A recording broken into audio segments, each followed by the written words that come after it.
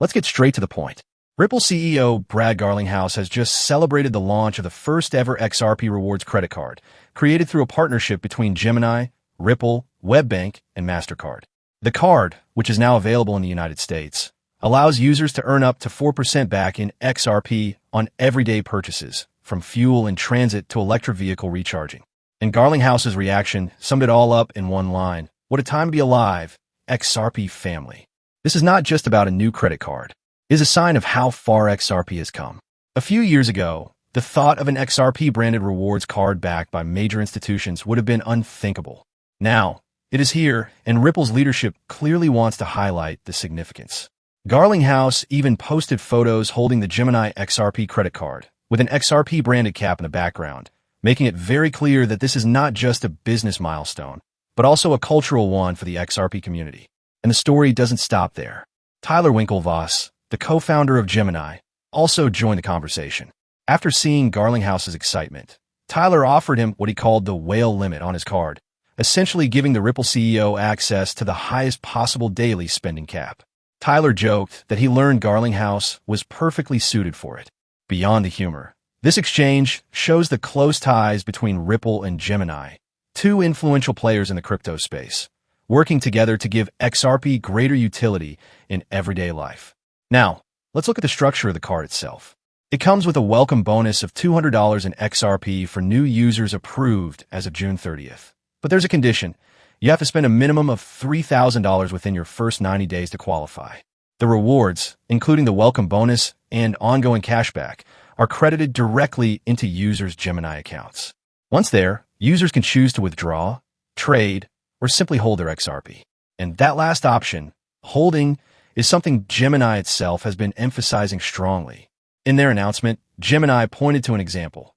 Users who earned XRP rewards on the Gemini credit card between October 8th, 2021 and July 27th, 2024, and then held those tokens until July 27th, 2025, saw their holdings grow by over 450%. It's a reminder that rewards are not just short-term perks, but could potentially become significant assets if XRP continues to rise in value. Of course, it's worth asking a critical question here. Is this simply a flashy marketing move, or does it represent a real shift in XRP adoption? On one hand, the idea of using a credit card that gives crypto rewards is not entirely new. Other cryptocurrencies like Bitcoin and Ethereum have already had similar products in the past. But what makes this launch unique is that it involves XRP, which has been at the center of regulatory battles in the US for years. Let's not forget, Ripple has been dealing with its long-standing legal fight with the US Securities and Exchange Commission.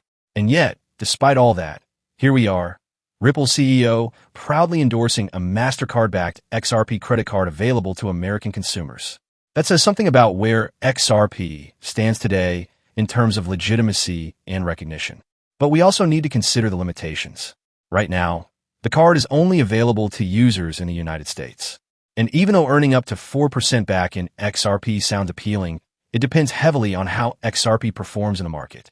If the price is stagnant or declining, those rewards might not feel so rewarding. On the other hand, if XRP continues to grow, then users who hold their tokens could see significant long-term gains.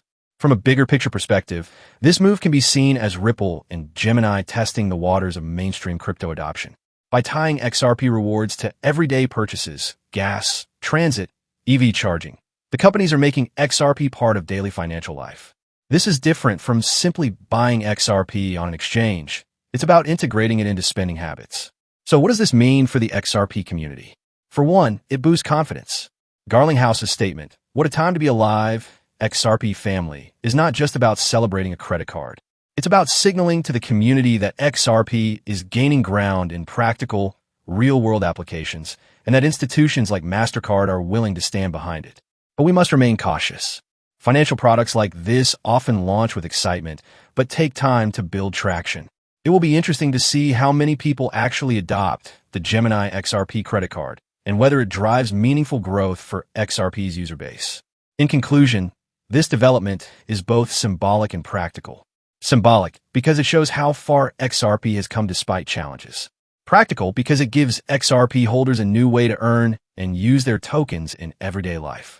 Whether this is the start of a larger wave of XRP-based financial products or simply a one-off milestone, remains to be seen. One thing is clear. Ripple's leadership is energized, Gemini is backing the effort, and the XRP community has a new reason to feel optimistic. As Garlinghouse said, "What a time to be alive."